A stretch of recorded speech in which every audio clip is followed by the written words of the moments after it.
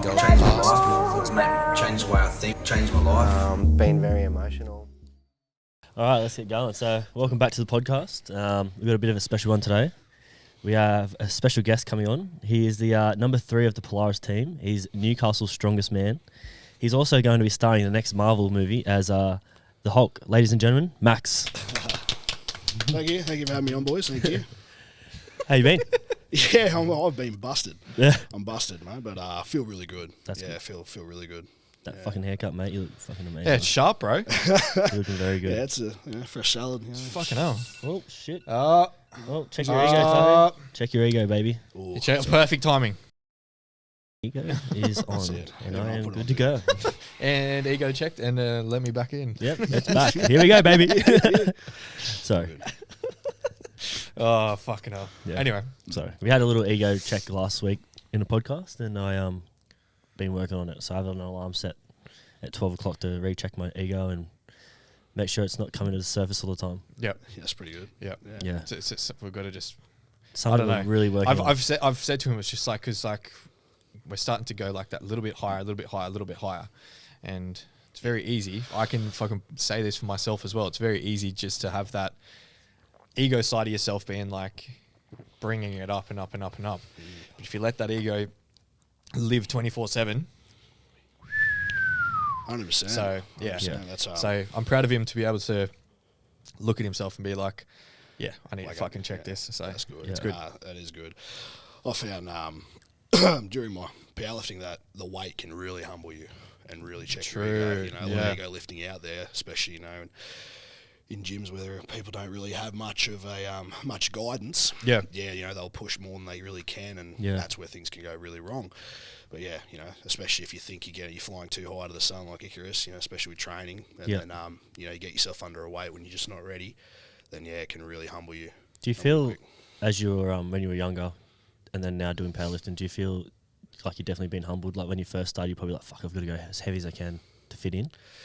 Well, not really, because when I was training earlier, I was playing a lot of rugby.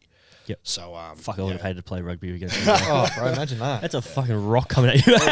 Take the 5 points, Yeah. boy. Yeah. Here he comes. There he goes. In the famous words of my dad, is like I was as wide as I was tall all the way through ever since I started playing It's footy. still going.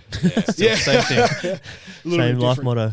Yeah, it's pretty fun. I'm the same weight, but a completely different body comp. So Yeah. it's been pretty good. But yeah, like I was training mostly for function of playing rugby, but I've always loved the gym, and but yeah, like on the field as well, when you got guys who are really skilled footballers and guys who are playing, higher rep honors, they'd humble you and check you at training and things like that, especially games as well.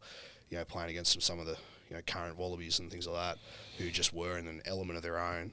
You might get a little bit, how you going? Like, you want to swaz up. Yeah. Next thing you know, you've just been cleaned up by a guy 30 kilos lighter than you. Yeah. Because he's just hit you in the right spot and you're going, and stands over you. That's pretty embarrassing, but, It's a good experience. It is. It's a great experience. Yeah. They're, makes you better, though, when Yeah. you get knocked down a few pegs. Yeah, I bet it does. Yeah. Well, we'll get into it straight away. So Yeah, I want you to tell us a bit who you are, what you do, and where you're from. Oh, yeah. Well, my name's Maxwell Ronald Jones. Get that out of the way. Oh, say that one more time. That was a sick name. That's Say that one more time. Maxwell Ronald Jones. Oh, That's nice. Get mate. it out, man. I like that. yeah. Yeah. Grew up in, was born and grew up in Singleton in New South Wales. Pretty small country town, but, lots to do, really, at the time. What do I do now? I am currently working as a supervisor in OCE at Liddell Coal. That's closing up soon. Then I'll move over to Ravensworth and begin my journey there as a supervisor. So, that's going to be a real good challenge for me, sort of where I want to go in my career. Other than that, what I like to do is lift heavy. Lift heavy and just enjoy time in nature, reading, all the other stuff, expanding the mind and the spirit sort of thing. But yeah, definitely found my home sort of thing in with the Polaris boys. In a way. It's kind of rekindled my love for a lot of things. Yeah, definitely. Yeah. You've definitely come a long way since I first met you on that Yeah. Reconnection day. Like, it was powerful, man, seeing you come in and just such a big human being, be so vulnerable and open, and Thanks, it was bro. very good. Yeah, I kind of found that in a way, like not saying I'm not trying to be too arrogant, but you got that extreme masculine, especially what I do, like lifting heavy and powerlifting and things like that. But being vulnerable is a big thing. Like you can present as this real strong, dominant, intimidating figure, but you're really not. Like I'm just a bloody teddy bear. Yeah, come and give me a cuddle. You are, I love man. them. I love a big cuddle from you, I love it, man. Yeah, that's what I especially doing some of the facilitator work. You kind of. You're trying to hold that space for guys to come up to you, initially they're like, oh shit, who's this guy? And then I'm like, how you going? Big smile, big grin, cheesy grin, very outgoing. I just want to get to know them, see what's going on. Yeah. So what's been some of your biggest takeaways since doing the shift and the reconnection days? Probably, all the outcomes that we aimed for during the shift was for me to be at peace with a breakup that I went through, build the foundation to be the king or this man that I know I can be, and I feel I achieved them pretty well over the shift course. Like it was 12, 13 weeks I think it was for us. Yeah, we extended a little bit. Yeah, 12, yeah. Supposed to be 10, but like everyone. We usually add on an extra couple of weeks. There's a lot of shit talking to start with, from my behalf especially. so we allow the extra 2 weeks for the content as well. Yeah, exactly. It was it was good. Like I kind of really sort of threw myself into it 120%. I got put on you guys by Acacia, and best thing she's ever did. Sent me through the post, and I started following Jacob, and then he messaged me straight away, and I was like, oh fuck, not one of these guys. Thinking like, oh, he's just right into it, like trying to, but I don't know what it was. Something just triggered in me to go, no, just be open. Something just told me to be open and honest and as you can. And from then on, I've tried to do that in a way, like always just be open, honest, and fuck, man, it works. Like it gives you you reap the benefits tenfold by being that, So I just opened up and said, look, this is what happened to me, and I want to be better. I want to be a better man. I want to be somebody different, because I know there's a potential inside me that I just haven't unlocked yet.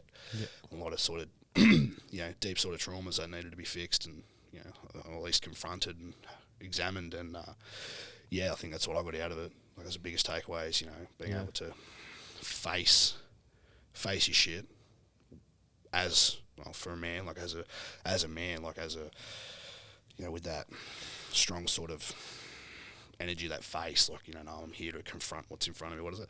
Be the buffalo, not the cow. Be the buffalo, that's baby. The one. Yeah, be the buffalo. Run straight into the storm, bro. That was all I did. Just run straight head first into it, going, let's do it. Oh yeah, it was painful. It was hard. Yeah, but I'm on the other side, man, and I'm just like, what the fuck was that storm? Bring on the next one, eh? Yeah, yeah, it was good. You definitely find a lot of growth when, I've said this a few times, when you go through something big. And when you can when you're so self-aware, like, it's pretty shit at the moment, but it's always going to get better. And that's what I reckon you find the biggest growth is when you go through something so big, you're just like, all right, here we go. This is going to happen. What's going to happen next out of this? So, That is right. They knock you down as far as you think you're going to go. And then before you know it, like being a miner, you just keep going lower and lower. You just keep finding the coal, mate. You just keep going back. Yeah, you find real rock bottom. And that's where I did. I probably had about 3 or 4 rock bottoms before I was like, nah, this is it. Yeah, this is it, mate. Like, you think you're there? No, there's more coal down there, boy. Let's go. Keep going. Keep finding it. And then, then I finally hit bottom. I was like, righto, nah, this is hard floor. Let's go back up. Let's do it. Let's get out of the pit. Yeah. So what is, like, you don't have to be as open as what you want to be. Like, what's been some of your biggest struggles over the years? And then before starting with us, like, what did you do to cope with them? And now having these new tools that you've learnt from being in Polaris, how have you implemented them? Yeah, I've always, I kind of got confronted with it by my old man. He knows me more than anybody. Yep. He's known me since I was 1 or 2, my stepfather. It's absolutely unreal. I was going to say, wouldn't your dad know you from the start? No. I was just thinking. Yeah. That's where it goes. And he sort of recognised me and said, mate, like, he came to me one day when I was really struggling, and he's like, mate, you've struggled with depression since you're a teenager. At the time, I didn't. I just said, it's just normal sort of up and downs. You get a little bit sad, things happen. You're like, oh, fuck, this is a little bit upsetting, but, keep soldiering on. It wasn't until I was at uni studying and I was playing rugby, and my 2 best mates, Dom and Tyler, flipped a golf cart on me at Musselbrook Golf Course and snapped 3 ligaments in my left knee and shattered my right ankle. Oh, fuck. Jesus. Being as tough as I am, tough as nails, I got up and walked back to the cart, upped it. We pulled it upright, got back in the cart and drove back to the the pro shop. And then I had to make the embarrassing phone call to Tony, my dad, to say, hey, yeah, Max is hurt. And like when that happened, I was training 10 times a week, like I had 3 field sessions, 5 gym sessions, game days, recovery days. Like I was always active. And then I was at uni as well, so I was stimulating my mind, and that just stopped. It just stopped. I had to have all the endorphins that were pumping around me just disappeared. Then I had to be faced with sitting in a wheelchair for 8 weeks while I had the ankle done first and the knee. Then I had complications from that. Yeah. That was just, you just sit there and you're isolated. I had to go home back to Denman. I was living in Denman at the time. I had to go back there in isolation. I was there with mum and dad. That was about it. All my mates are back at uni partying on. You're seeing it on Facebook and Instagram, but they're all enjoying their time. And I was stuck at home, hurt, like in pain, trying my best, like literally just wheeling myself from one room to the other just to do something. Yep. Eating my crumpets and smashing down endo, and like it was just, that's when things started to go. I started to get real. Started sitting with those feelings like this is pretty shit. And then when I went back down to uni, I was still still struggling to move around and things like that. But I was using my recovery as a little bit of a like a training again. Like and that's when the endorphins started again. But deep down, I think it triggered and unlocked this severe depression. And one night on my 21st, I got written off pretty hard. And one of my mates was sitting across from me. Like, I don't remember it happening, but we were drinking rum. And I just started unloading, just saying, mate, like, I don't want to be here. I've got no purpose here. Like, what the fuck? Like, I can't play anymore. Like, what's going on? Like, I didn't know I did it. And I woke up the next day, and my housemate was just like, bro, you were saying some things last night that really scared him. Yeah, that's a good friend to have too. Like, 100%. To like come back the next day and say something, because a lot of people push that shit aside. They're like, I'm not even going to face it. I don't want to deal with it. Yeah, I didn't really face it when I heard it. I felt shame. Like I felt really shameful. I was like, oh man, I can't believe I said that, and put this bloke through the ringer. Like that's terrible. But I ignored it. Yeah, ignored that shit. So how old were you then? Sorry. How old? Yeah, I was 20, 21. Yep. Yeah, 21, 22. So 9 years ago. Yeah, so I was like, and pretty much I was drinking heavily. When I did vacation work underground, every weekend that I was off, I was smashing red wine and smoking cigars, staying up till all hours of the night, listening to fucking depressing music. Yeah. Like, it was just wasn't in a good space, man. Like, I was trying to train again, but I was just getting fat. Yeah. I wasn't really training properly. Well, during that time at uni, I was close to an attempt, and that was pretty bad. I knew that was like, oh, fuck, I need to do something about this. Told my mate that I need to see somebody. Do you know somebody? He's like, yeah, I know a GP who can help you. Saw him once. He said, yeah, you do have clinical depression. Do you want to go on medication? I was like, no, I don't. I had mates during my teenage years who were, and they changed. They changed a lot, but it could have just been them. I don't know. I just didn't want to do it. I was like, no, look, I'll keep training and do the healthy options. He said, oh, that's a good idea. But then I brushed it to the side, didn't worry about it. Then probably not until my mid to late 20s, it started coming back a bit. I started being a little bit more open about it and accepting it. Yeah. But all I was doing was expressing to people. And not taking action. And not taking any action. Yeah. So, I was relying on people who were close to me, and those who know, like I got real close, all these real close people I was unloading on. And although it helped me speak about it, not taking any action resulted in one day getting a bit of an ultimatum from someone, and that's when it's like, no, you need to do something. I was terrified to go to EAP, our Employee and Assistant program, because I was afraid that, with my career projection, the way I want to go in my life and career, that the depression and suicidal thoughts would be seen as a weakness, and shit, if the pressure gets to him, how can he lead a team, and how can he lead a business, how can he lead all this? So it really terrified me to go to somebody. But at the time, I was just like, nah, you need to sort this shit out because you're about to lose someone that you don't want to. And All right, we interrupt this podcast for a massive, massive fucking sponsor. Thank you, Fitstop at Charleston. Let's go. We're going to do a little ad read for him. Amanda and Emma are bringing the home of functional fitness to Charlestown. Fitstop is group functional fitness like you have never seen before. Fitstop is for every level, whether you are starting out, trying to get back into exercise, or you are looking to reach your potential. Like everyone should be. Oh, yeah. Hell yeah. They cater for everyone. Join the VIP list today and the girls will give you a call with more information on a free community, boot camps, discounted memberships before opening, giveaways, and more information about Fitstop as well. So to join the VIP list, jump on and follow the girls at Fitstop_Charlestown on Instagram. I'll say it one more time, at Fitstop_Charlestown on Insta. Thank cool. you. Back on with the show. So I did all these things, and I was like, yeah, I'm going to try and do this and this and this. You know, sought formal therapy, like with a psychologist. Before I saw a couple of psychiatrists. Straight away, they were just into the medication, blamed all these other things, you know, but didn't really get to the root of the problem, anything like that. Well, when I saw this formal psychologist, she was really good. And, you know, said, there's a lot of things here that, you know, you need to start to confront. But I was more dealing with the there and now and what was affecting me there and now, rather than the whole, what caused it all the way back.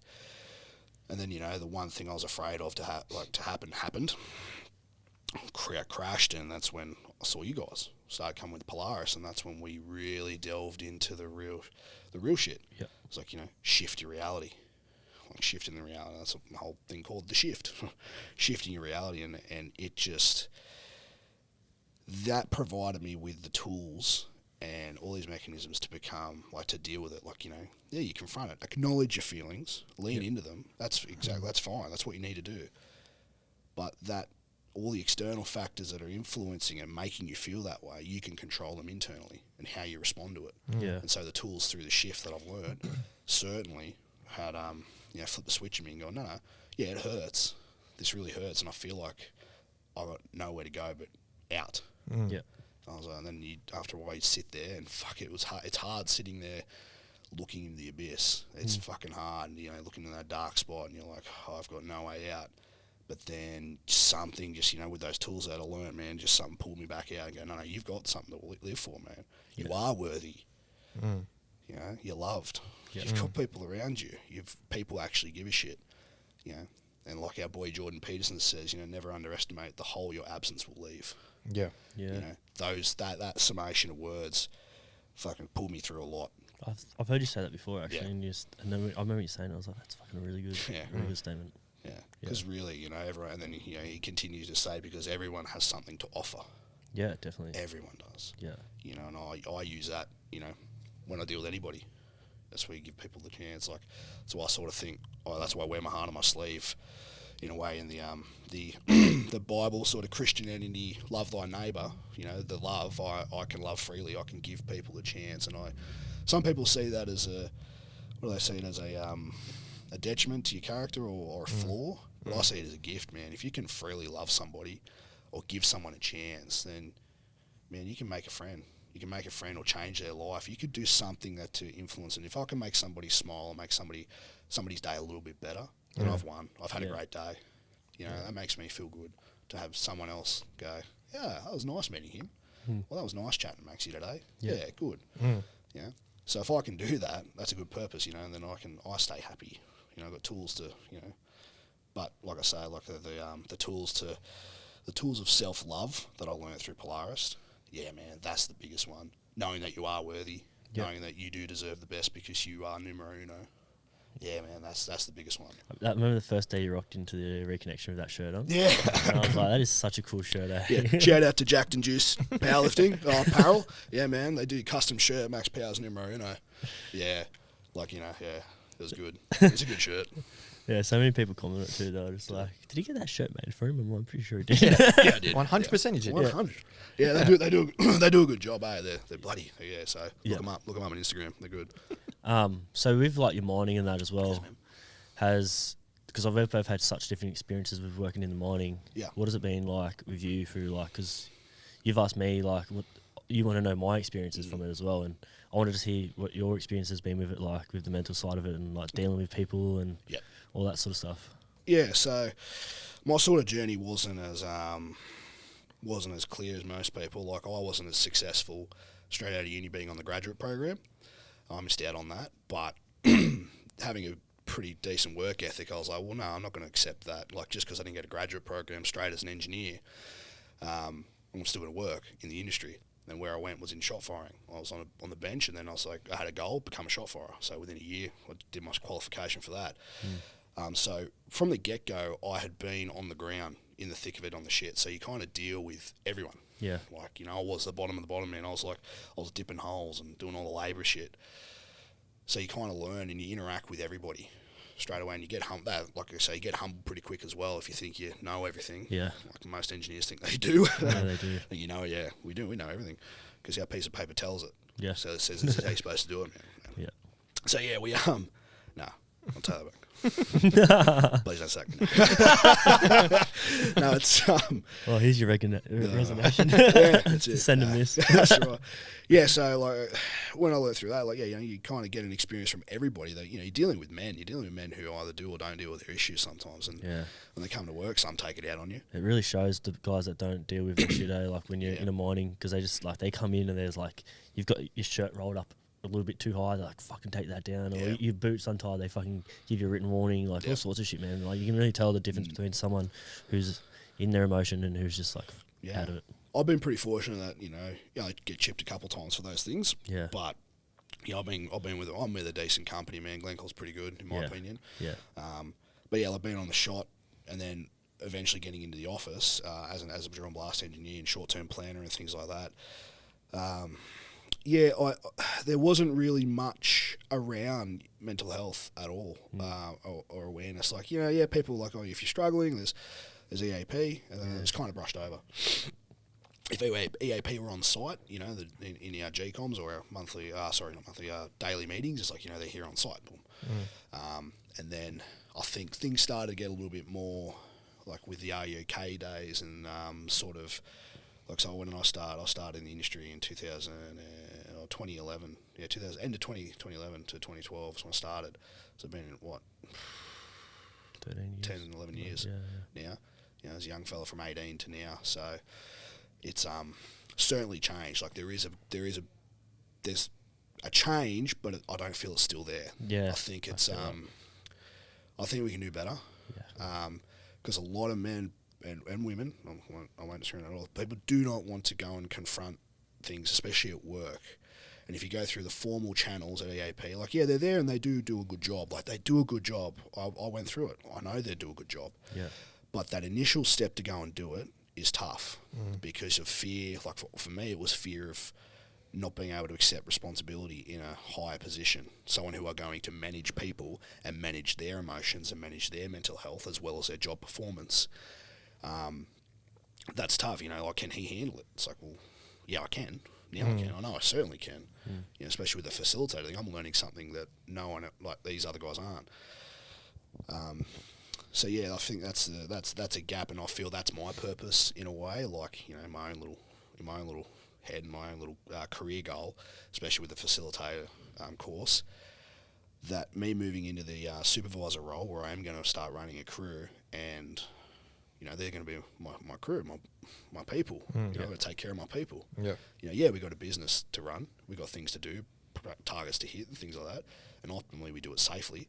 Everyone's going home to their families. That's the key. You do a shift and everyone goes home to their families and they're happy. Boom, happy mind, happy life, mate. Like, yeah, definitely. You know, but I need to be. I feel that supervisors and maybe management need to do something like a facilitator course to be able to bring on people's stuff, like bring on their issues, handle it, process it, be able to hold space for them, be a bit more compassionate than just through a procedure. Oh yeah, you're feeling this, go to HR with it. It's like, no, they're coming to you because they trust you. Yeah. They think you know everything. Yeah. You know, you don't, but they do. They do think you know everything, and you should be able to help them. Yeah. So when someone comes to you with an issue, you need to be able to deal with it properly. And if I can do it with some sort of compassion and love, you know, a little bit different to the formal process, that instills more trust with people. And, you know, but I think on the flip side, we hold space and do all that the right way. But on the flip side, the supervisors need, and the management probably need to learn how to deal with it themselves, rather than like, you know, figuring out yourself how to deal with that. There should be something like that's where I think this purpose can come in, like in my facilitator, to be able to bring that into the industry and be like, hey, these are techniques you can use to scrub all that stuff, like physically, scrub it off you, and don't bring it home. Yeah. You know, don't bring those other people's thing, like their maps, contaminating yours and bringing that home and taking it out on your family, like inadvertently. Yeah. You know, I've had people tell me, said, you know, sometimes they go home and when they deal with their kids or their wife, or they talk to their wife, they'll turn around and go, don't you fucking supervise me, mate. Like, they know that you're in that mindset. So, you know, there's just nothing, that's a gap that we need to fix. Yeah, because I've been on sites and stuff. I used to see like guys who would be pretty like an emotional state and just didn't know what to do, and then like you see supervisors be like, "What the fuck's wrong with this idiot? Like, look at him, like fuck him off, send him out." I'm just like go ask him what's wrong. Like, don't just do that. That's why I hate being in that industry, just because of all that toxicity around it all, and like when people do have those like, and I've only just been aware of that in the last year. I always knew, I hated when people talk to people like shit, but I never knew myself like how to deal with it or whatever as well.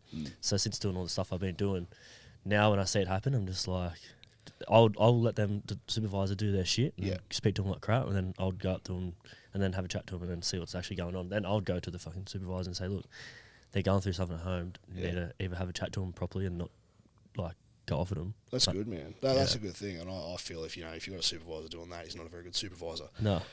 And like, not many of them, or in the industry I've been in, I haven't had many supervisors that actually give a fuck about your workers, because it starts on the bottom. Like, we're the ones that make your money.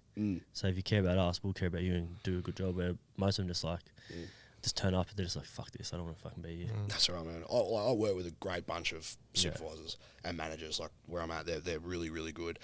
And they do acknowledge that, so there must be something going on at home. Well, that's the first thing. Oh, his performance is slipping. What's going on? The first thing they ask, hey mate, are you fatigued? Or something going on? And they go, oh, yeah, I'm all good. Is there something going on at home?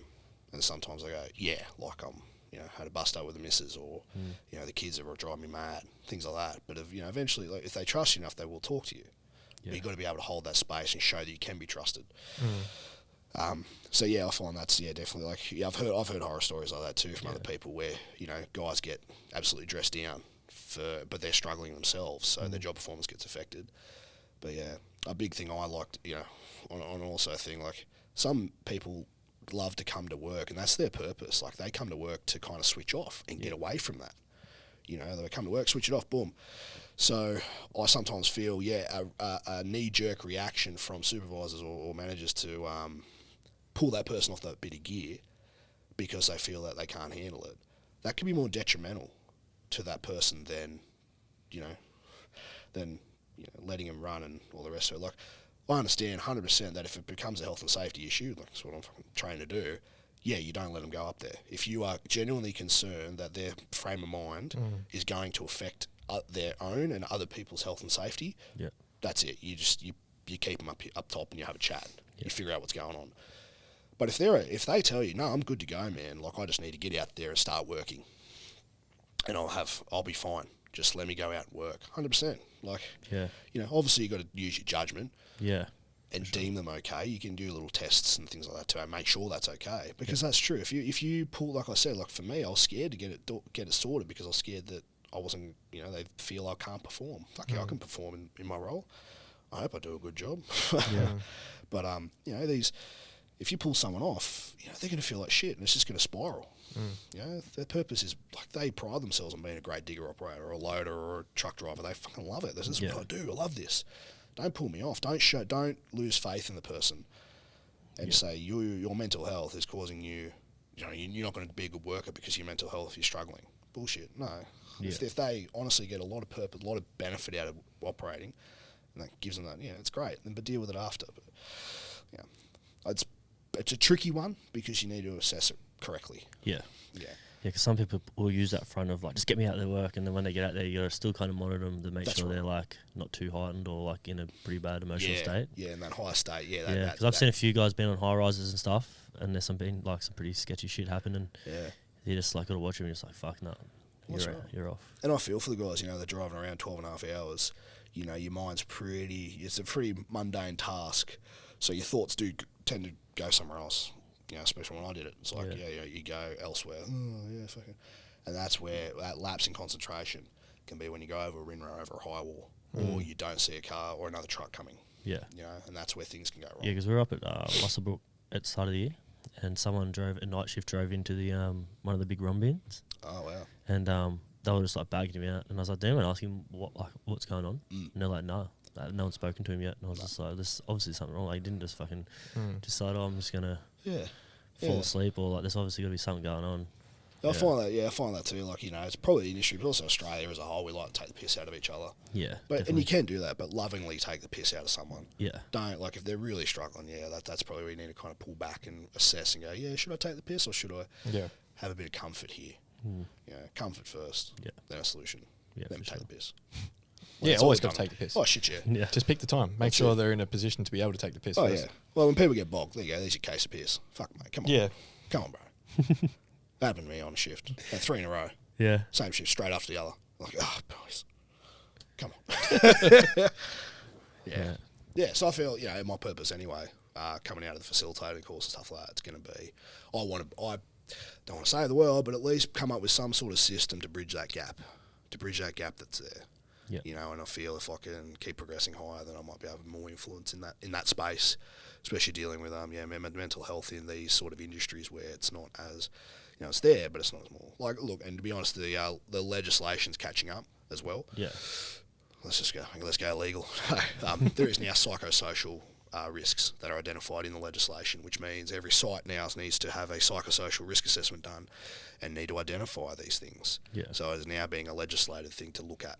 That's good. I just don't want it to be over-proceduralised and over-engineered, because then, if you get, like I say, you get given a transcript of how to deal with someone's mental health, that's not individual.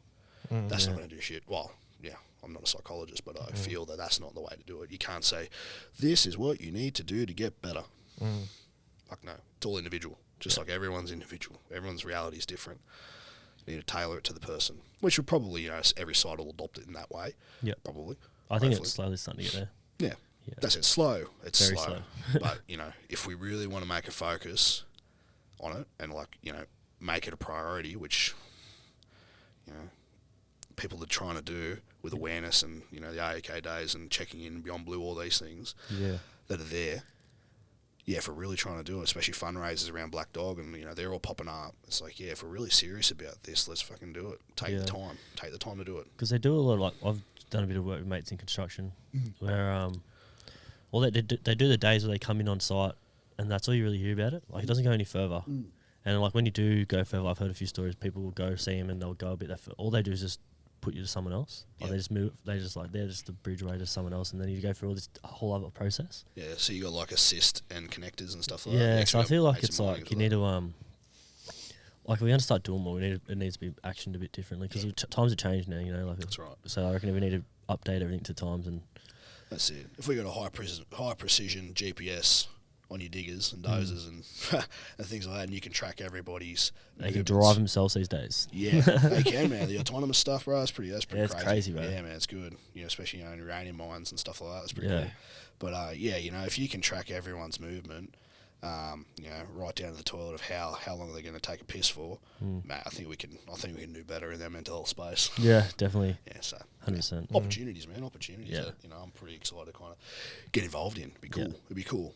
Especially if I go higher, I'd really make it a bit of a focus to, like I say, happy mind, happy mind. Yeah, you're definitely on the right path to doing that for sure, I reckon. So, yeah. So, in the shift, when was the moment that you realised you're like, this, like it just clicked for you, like it's working? Did you do the reconnection day before the shift started, or was it like a week or something into it? Yeah, I did about a couple of weeks first. Yeah, it was a couple of weeks first. And then Jacob was like, hey, the reconnection day is available for you guys. No, I think the first one wasn't free, but the second one was for us because we'd already, been in it. But I just threw myself into it. And I think having a bit of rapport with Jacob to start with, like, everyone was, at our group anyway, for the reconnection, everyone was like, well, what do we do? But with our rapport already through the shift, it was, he got me involved in doing a guided meditation to start with, and my picture's been getting recycled a lot, as if this big fucking chest blow, I put my hand on my chest and just fucking breaking down in front of nine strangers, It was just, well, actually yourself and Keys as well. That's the first time I met you guys. So 11 strangers being so open and vulnerable. You know, it was powerful, man. It was huge. I loved it. Like that was the first couple of weeks. Reconnection Day I dealt with. Yo, we interrupt this podcast for another amazing sponsor of the podcast. This one is coming to you. Thankful for Hartley Health. So Hartley Health is a company that is just announcing themselves up in Newcastle. Baby. Yes, sir. They are pre-packaged meals that they are cooked and delivered in 24 hours. That is huge. Tahi is actually holding one of their amazing meals right now. Tahi, do you want to give it a little insight of what's going on? A mincy salad here. Yep. It's bloody delicious. Bit of hummus on the top. Oofed. Bit of extra protein. Oofed. And my God, is it great. Oofed. So 90% whole food based. Jesus Christ. No gas or additives added. That's exactly what farts, you want. Baby. Let's go. Calorie and macro counted. So the menu goes online at 9 a.m. today. From here, you can scan the barcode to view the ingredients in each dish as well. So the link that you have to go to is Hartley Health. That is spelled HartleyHealth.com.au. Go over to their website and they have an offer for us. You are able to save $100 off your first 4 weeks when you enter your discount code Hartley100 at checkout. So the code is HARTLEY 100 at checkout. You save yourself $100 off your first 4 weeks of meals. That's insane. 100, baby. Yes. If you have any questions, make sure you just go over to their website and reach out. So much love to Hartley Health. Thank you for sponsoring us. And thank you for feeding me, baby. Let's go back on with the show. A few things at once. It was great, but didn't get to hone in on what I really wanted to. Maybe 6 weeks in, when things started to just click, like, oh yeah, I can do this now. This is better. Then I did another reconnection day when I solely focused on getting over what happened to me. Yep. And that would have been 3 or 4 days after we had a phone call and we ended, and I did like a whole cut off and focus fully on me. Yep.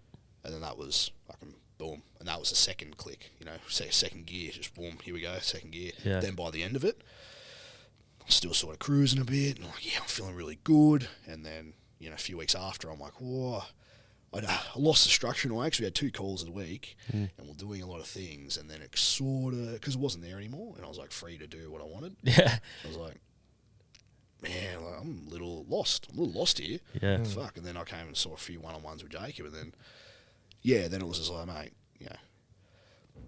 I love the way, you got to kind of see yourself in your higher self, but when you're so emotionally invested, you sort of can't. Yeah. So I use Jacob as my higher self to just go, fucking do it, mate. He knows I can handle it. He can kick the shit out of me and go, emotionally kick the shit out of me. Yeah, I was going, hang on. He's just like, wait, I have to cut this. PSA, I'd not kick the shit out of you. If you invest in a Polaris, I will not, maybe emotionally a little bit, but not physically. No, not at all. Because Max would beat the shit out of me. Yeah, I would eat you, I'm pretty sure. No, so, I just bloody, I needed that kick in the ass, really. Just go, mate, just wake up yourself in a way. Like, it's there. It's like, it's right there. You know it. You know it's there. You acknowledge it. You just need someone to say it as well. My parents did it like a few weeks before as well. They got me to go, yeah, that's right. And then Jacob was just like, yeah, they're right. And you're right too. Like, just, mate, this is it. And then, boom, just instant. And he's noticed too. Instantly my face changed. Just like, here we go. Yeah. And now I'm kind of, this guy. Just without, we won't speak about what we went through, but how long ago was that? What, 5 weeks ago-ish? Yeah, 5 6 weeks ago. Yeah, that part. Is that the end of the shift, is it? No. This was just like a conversation we had literally in the office here 6 weeks ago. Oh, yeah. And I ran into you that day. Yeah. And when you got in here, you were like, this is what's going on. I felt like I've already dealt with this. Why the fuck is this still coming up? What the fuck is going on? And I'm sure a lot of people wouldn't have wanted you to get this way. But as I said to Max, I was like, the way for you to transition into a place of, I can look back in this and be like, I'm so thankful for what I went through because I learned this, and this. You have to go through this darkness. You can't just jump to that place and be like, oh, I'm happy now. Because then you haven't faced what's actually fucking going on. So like I said to him, I was just like, hey, bro, you need to get angry about this. Yep. You need to fucking be pissed off about this. And you need to feel into this. And then we actually looked at what happened instead of being like, oh no, I don't want to think of it like that because I have X, Y, and Z beliefs about it. You were like, okay, let's actually look at what happened. And we went through it And I knew as soon as you walked out to the car, it was just like, no, it's not happening anymore. And so like when you do get into that place of like, I want to transition and have a look at back over the past 12 months or something of, fuck, that was a lot of pain. That was this, that was that. But I'm very thankful for it. Yeah, you need to be like, you need to actually fucking get angry about it, because otherwise you're not processing it. You're not getting into a place of like, okay, now I can sit back. Maybe what you can now, and maybe reflect on the past 6 months and be like, this is what I've learned, and I'm thankful for that, because now I can step into this of what's going on for me now. Exactly right, man. He rang me after that conversation. Oh, right. It didn't say what happened. He's just like, get ready for a new Max. Hung up. And I was like, what? He's just like, yeah, get ready for a new Max. And I was like, okay. And then ever since that, like, you're just a whole different person as well. Like, he didn't even tell me the conversation. He's just like, you could just tell straight away from your, like, the way you acted and the way you carried yourself was just like, all right, he's here. And I was like, that's probably the same chat kind of that we had, where he's like, flicks you into this new gear. You think, oh, what else could this cunt do to me? Yeah. And then he has these chats with you and you're just like, where the fuck does he pull this from? You know, like, yeah, it gets to a point, because as I always say to you guys are a direct reflection of what I'm doing for myself, right? Yeah. Like, that's how I can give those types of conversations to you guys. So it's like you guys are pretty much as close as you can get to me, unless you start fucking sleeping naked next to me, which I'll do that. Positions I'm are very available. close to doing They're that. available if you want this weekend, actually. yeah, I've got the weekend to myself, so Let's do it. 3. Yeah. naked party, what's up? Cancelling the wedding. Like, no, you're right, bro. I really do appreciate that. Because, you know, in the famous word, the words of famous Johnny Cash, man, you're my own personal Jesus. Clip That's this, it, please. mate. Yeah, you're like a personal Jesus, bro. Like, Yeah.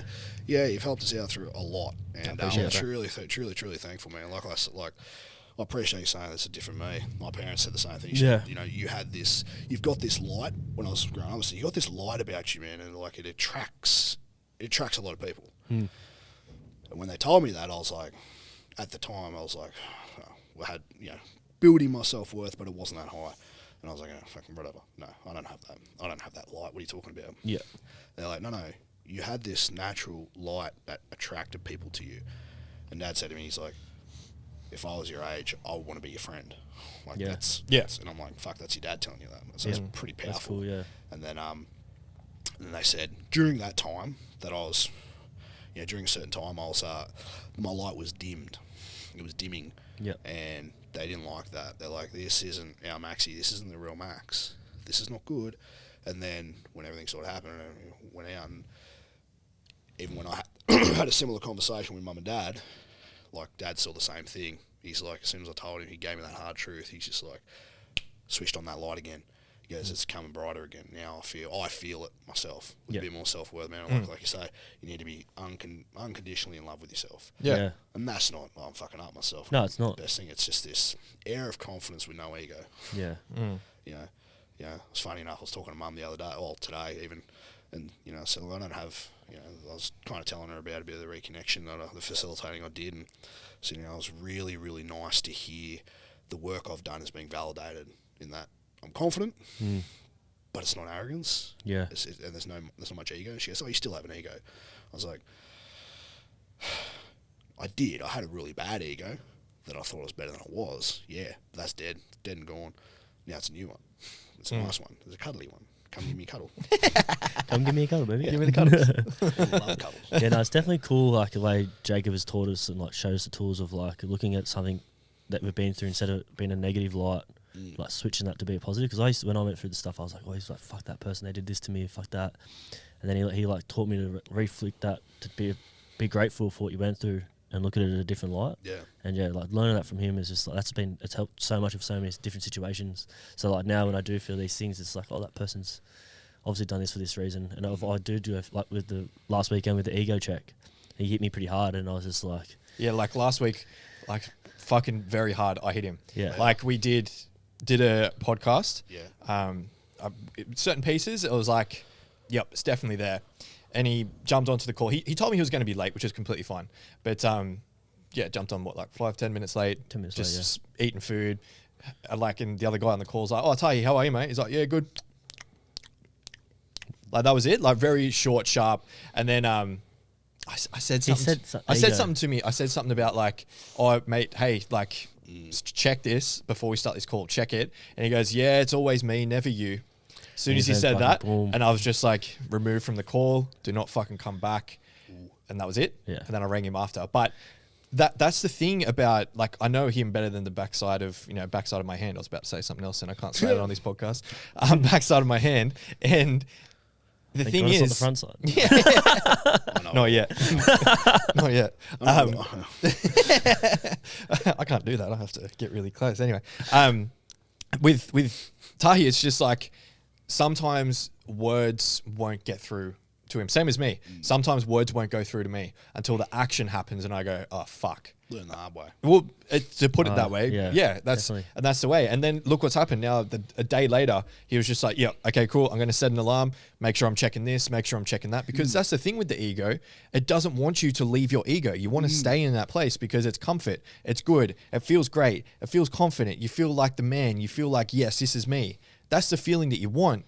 But you also need to be able to be that heart-centered person to be like, okay, man, like, no one really wants to fucking keep hearing about your ego shit. Let's check it and let's bring it back down. Still be confident, still be driven, still be that man, but you don't have to be that cocky dude. And that's what he's done. And then the next day we went down and filmed with Simi. Yeah, sure, we're fucking shitting ourselves. So that's probably why we were a bit tame. Yeah. But the way that he led the podcast, the way that he was conversing with him, the way that he was letting Simi talk and then being like, yeah, cool, I can relate to that. This is what's happened to me. Yeah. Simi appreciated it. Like, that's what I said to him, that's the type of ego we want.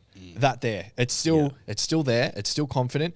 I'm strong in what I'm saying, but not like the way that you're sitting now, right? Open, addressive, let's have a conversation. Whereas the other one, it was like, I was talking like this. You know what I mean? Like you can see the difference. Yep. So, like, So I just and he literally knows went that. home. He cut me off, and I was just like, okay. I was like, oh, I'll just leave it. I'll let him. I just said to him, message me when you finish, because I was still pretty high in my ego, and I was like, what did I actually say? Because I couldn't regulate what I really said. And then when he went through it all with me, I was like, okay. And then I sat up all night, didn't sleep. Woke up in the morning, and then I just like had all that, went through everything I could find to like check my ego. Yep. So like one of them was like set an alarm. I set it for every 2 hours to go off and be like, but I just set it for 12 p.m.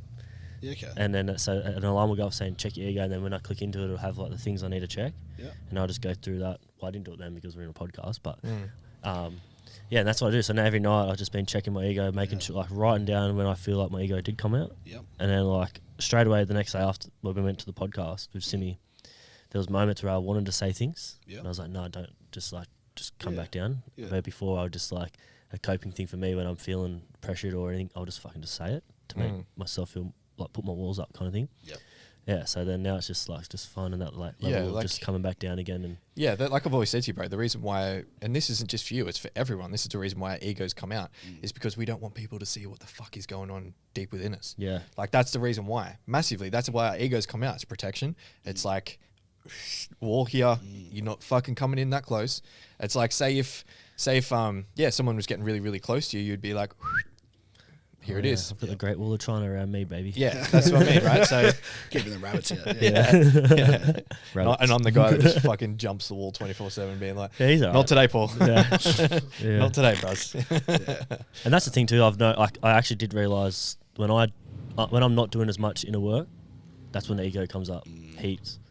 And then I realised after that call, I sat down and I was like, when have I done this? And I was like, I haven't done it in 2 weeks. When have I done this? I haven't done this in a while. Well, and that's the thing about, so with the shift, right? The shift is a massive foundational piece. So it's like, if you guys aren't doing it, I'll be up your ass. Yeah. Hey, come on. But as you've seen doing Kings, I'll implement something for you. Do it if you want. Yeah. If you don't, it's up to you. Yeah. And then you can start to see and going like, okay, hang on. Jacob's asked us to do this, and I've maybe only done it once or twice. Which is what happened. Yeah. It's happened like last week, like we're maybe doing this thing in the Kings. Yep. And I did it once, and then I think I said to you today, or didn't I? Or yesterday, I said to him, I was like, I haven't done it. I haven't been doing it at all. And he's just like, yeah, no. Yeah. So like, you're starting Kings tonight. Yeah. So like, you'll see, like, I'll implement these things for you guys. But he won't follow you up. Yeah. That's the thing. Like, you know, in shift where you're like, if you didn't do it, he'd be on you. Be like, you didn't fucking do this. That's accountability, man. Yeah. So now it's like on yourself to be accountable. So. Well, that's a big thing. Funnily enough, moving to Ravensworth, their leadership team have 7 sort of lessons, and one of them's accountability. Yeah. Another one's moral courage, which are they the ones that do the golden rules? Golden rules. Is it Glencore that do the golden rules or something? Oh no, we don't. We have safe coal rules and we have things like that. But yeah, no, these are like a separate sort of things for Ravensworth, the leadership team, and they're like got the 7 things, and one of them is accountability. Yeah, like being held accountable for yourself, like being accountable of your own job, your own task, and then holding others accountable. Which I hope to do. So fuck man, I hope my crew hold me accountable for things I like. So I'm pretty junior as a supervisor, qualified, but junior. There's going to be things I'll miss. I'll get checked all the time. I'll have guys with 30, 40 years experience going, "Oi, dickhead, you fucked this up." Yeah, of course I did. Sorry, that's my fault. The excuse is that I don't know. I didn't know that, but now I do. Thank you. But that's one of the biggest reasons why, for me, I'll speak for me, for example, why I implement that stuff in Kings is because I implement for you. Cool, have a choice, do it or not. Right? Comes to say 2 weeks later, and like Tahi might say to me, I feel like like I'm not getting much out of Kings. Okay. Come back to your accountability. Have you done this? Oh, nah, not really. Out of 10, what's your levels of commitment? Oh, maybe a 5. Okay, cool. So is it you're not getting much out of Kings from my end, or is it you're not getting much out of Kings on your end? Yeah. Which one is it? That's where I've picked up on it. Yeah. Well, I haven't said that, but like even myself, I've something's going on. Like I'm not. Then I sat down and I realised I've been doing everything, and that's why you will see the ego come out, or you see me put my walls up in situations. It's just like I'm not ready to let people in or anything in, and then I'm just going to do this, and then I always let the outside noise affect the inside. So it's just like doing the podcast, like going like still working, doing construction, and then doing everything else, going to the gym, trying to get up at 3 a.m. and do ice baths and do everything. I always just had heaps of shit going on the outside, and I wasn't doing the inner work. And then that's where I've sat back now, and I was like, all right, it's back on track. Let's get back into doing the inner work. Everything else will just flow. So you'll see tonight. It's a different type of energy when you step into Kings. Like I said, Shift, it's just like I'll tell you to do it, and if you don't do it, I'll be fucking right up your ass driving you towards doing it. Because sometimes you need that fucking kickstart to really transition into it. But now that you guys have done the Shift, and that's, by the way, that's the only way we can do Kings is if you've done the Shift. I'm not taking anyone else on into Kings that haven't done the Shift. So like you've done the Shift, and then when you step into Kings, it's just like you have so much more, like, as you know, different type of content. It's completely different, but it's completely up to you on what you do outside of the call. Because it's only one call per week now. It's only one. It's a longer call, but it's only one. And it's completely up to you guys on what you want to do. And like, it's easy at the start. As you know, like the I first... wouldn't say easy. Like some of those questions, I still remember some of the conversation, or maybe because I was going through a bit of stuff when I did start Kings, but I remember some of the questions you asked were pretty hit pretty hard. Oh yeah, no. I meant, sorry, like it's easy to push yourself outside of the call. Yeah, definitely it is. Yeah. It's easier to push yourself outside of the calls, but then when you get to say like month 2, month 3, then it's like, okay, I've seen myself drop off. So it's just a massive check of being like, am I willing to actually give my all into this, or is it like, I'll just meter on by? Yeah, no, so, I can't do that. I'm gonna have to balance a few things, but you figured it out pretty quickly. Yeah, that's good. Yeah. No, it's definitely. I can't wait. It's gonna be sick. Yeah, I'm excited. Yeah, well, what month am I in? You're up to month 7. Fuck, you're close, bro. It's just honestly, I'm in a. We go. I don't have courses set anymore. It's just like I just keep going with them. They just keep coming out. He's just like, well, we got this starting this week, and I'm like, all right, well, let's keep going, brother. We go away for Kings. What, 2 weeks? Yeah, 15. That's what we do at the end of Kings as well. We go on like a 6-day retreat. Fuck yeah. Just reflect on our whole journey, what we've done thus far. Yeah, celebrate everything. We're going up to Byron. Yeah. Oh, yes. For 6 days. We're going to get Chris Hemsworth on the potty. Yeah, that's the goal. He goes, I said, from now on, I should dress up. We should dress up as the people that we get on, the guests, of what they do. Yeah. And he's just like, you should dress up as Thor. And I was like, well, wait 1 second. I said, you should dress up as Thor. I was a fat Thor. The fat Thor. The tracksuit, big beard, just a fat Thor. And then I'm going to be Korg. the Maori rock. And I said, the dog's dead. And he just started cracking up laughing. I was like, bro, that's it. I was like, can we get him? We are doing 100%. That's awesome. Yeah, it's so funny. Yeah. So he would have to dress up. All I'd have to do is put a trackie on. Would be sweet. Bit of long hair. Yeah, that's it. I'm good. If you do get a hold of Chris, Just tell him. I did challenge him like a couple months ago when I was in Lennox, man. I was the biggest man in Lennox. Said, "Where are you, bro?" Did you? Yeah, you check me Insta. Everyone check me Insta. There's there's a nice photo of me and my budgies. Yeah. Isn't there one just completely naked on there too? is. Yeah, so go check that. I check that one too. I check that every week. Yeah, that's a good one. Goals. Yeah, so I've done that. And I said, what did I say? Where are you, Chris Hemsworth? The better brother. The better brother. The The bigger brother. The bigger brother. So yeah. Hey, I'll take Liam. Yeah, I'll take Liam. I'll take that. The other one that's not an actor. Yeah, he is that- actually an actor, but not shit. As, no one say shit. We're You gotta be bagging shit him. Calling you out, He's bro. just not as No, good as- joke. he's just not as good as the others, I guess. Yeah. He probably is. I don't know. I'm going to Yeah, cut no. this conversation Anyway. now because I'm getting myself in trouble. Here you go. Back down. All right, so we're getting. Yeah. What else you got? If someone is sitting at home right now, what would you say to them to be able to get them to reconnection days? To get to a reconnection day. Yeah, so if someone's one, sitting at home followers. and they're just thinking, like, not sure what to do, or they are a bit nervous, like, Yep. what's your advice for them? For one, follow Polaris page and yourself, Tahi, and then me and Nakasha, and see actually see what we do. Yeah. Like, look at it, see if it's right for you. But I'd say just commit. Just bite the bullet. I know it's a very hard thing to do, to actually just go, now I'm going to do this and commit it. But think about how many impulse buys that person you do in a fucking impulse shopping. I'll buy vape or go beer, or I do all these things that may be unresourceful. I'm going to go and shop and spend $200 on something that I probably shouldn't. Yeah. Or subscribe to another OnlyFans chick. Or an OnlyFans guy. No, I don't have one yet. Yeah, you spend money on bullshit sometimes. Yeah. Which retail therapy is alright. I mean, I'll do it. I love it. Yeah. But why not invest the money in something that's going to be so beneficial? Bite the bullet and just have a crack, because putting yourself out in that situation, that uncomfortability, that fine line, you're stepping that fine line between order and chaos. You've got order, but go into that chaos, the yin and yang, jump into that chaos and fucking see how much you grow, because you do. Yeah. It's just the next level. You may feel all this weight, like we've all gone through it. You feel this weight on you with all the shit that's going on in your life, no matter what it is. It's just, you feel so liberated after. And it's not us getting told. You don't have to express if you don't want to. No. You don't have to talk about anything that you do. You're feel. not sitting in a circle singing Kumbaya and telling everybody what you've gone through and how you feel and all that shit. No. It's all about, hey, here's your technique. I want you to think of this. And you're dealing with it in your own mindset, in your own psyche, in your own mind. When you're laying there with your eyes shut or whatever you're doing, whatever we do, you're doing it yourself. So you're not having to express to anybody, but you're expressing to yourself and confronting the shit that you got there. And then at the end of the day, when you do that breath work, that hard DMT experience, you don't actually do DMT, guys, but unfortunately, no. Not yet. You do, yeah. You Not if Tahi takes over. LSD incoming. Yeah, no, it's more you Get your do. discount code. Well, once we go to Tahi and I are planning on doing ayahuasca very, very soon. So Yeah. once we do that, we might start implementing fucking I heard some that. Was LSD and was that Ellie Miles? get Yeah, rid of bro. it. That was a sick podcast. Yeah, man. She was good.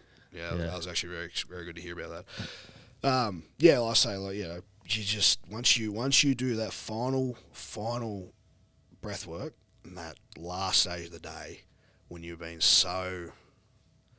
you've just been vulnerable with yourself. Fuck, mate, you come out like me, 110 kilos, and I came out feeling like 20. Yeah. You just feel Amazing, so light and liberated. Yeah. Especially my last one that I did. Not as the last one I did myself. Man, you saw the instant change, man. I fucking screamed and cried and did everything. But then when I stood up and I sobbed again, everything went out. My favourite photo is you and I. When we're down in the same level and we just cuddle. And I was like, that was it. 100%. Yeah. So exactly. Go on the Insta, look at that, and know that you can do it too. You can fucking do it too, man. You can feel fucking good about yourself because you deserve it. You deserve to feel good. You are worthy. You're fucking a beautiful soul, no matter who you are. Well, maybe some people in history, maybe not, but but you are a beautiful soul and you deserve the best in your life. Yeah. So why not do the work? Do the work for it. I know it's hard. I know it's scary. I know it's fucking shit. Been there. But I've done it. Yeah. And look at me now. I'm feeling fucking incredible. Yeah. Everything's kind of fallen into place because I've done the hard work and I'm ready for my next chapter. Yeah, it's like you're saying too, like how people feel more obliged to buy, like, spend their money on the shit than they are to do something that's a personal growth thing. Yeah. So it's like, talking about the bags, you know, people rather spend money on that, which will will give them a high for bloody a few hours. But then you go do this course that could give you the high for the rest of your life. Bloody you oath. know? And people just, like, with our day and age, people just aren't seeing that difference. They're not. It's like it's because it's that instant gratification Yeah. that people are chasing. That instant gratification. Like say, you get on the bags, you feel good. The next day, you feel like absolute fucking shit. Yeah. You know, from what I heard, and we are.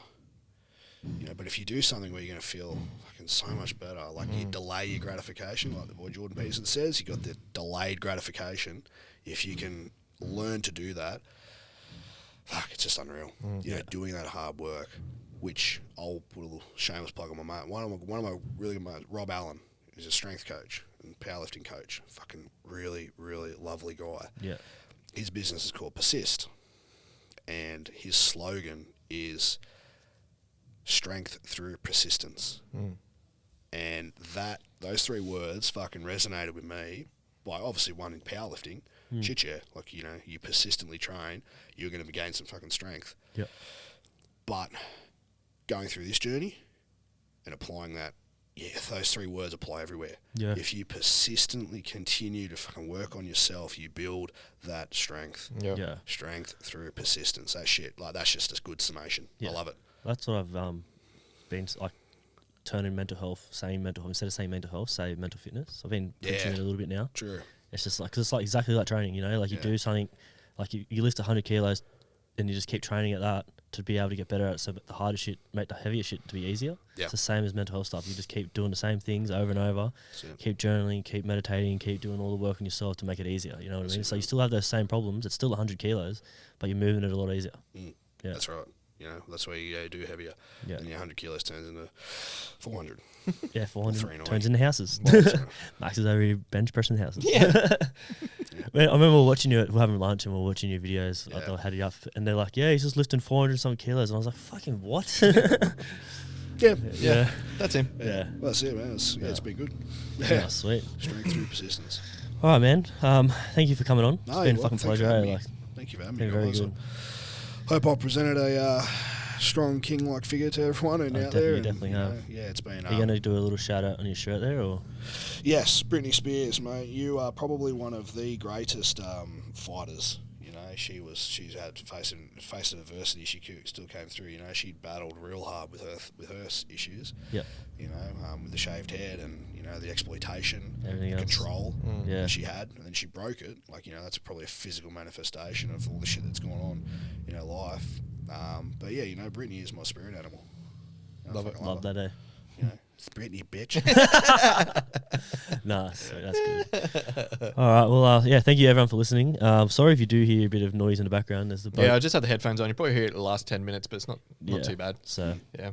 But yeah, thank you for listening. Check us out on Spotify, YouTube, and subscribe and like. Yeah, buddy. Yeah, buddy. Shout outs. Yeah, let's go. All right. Cheers. Quick one. Where can people find you on socials?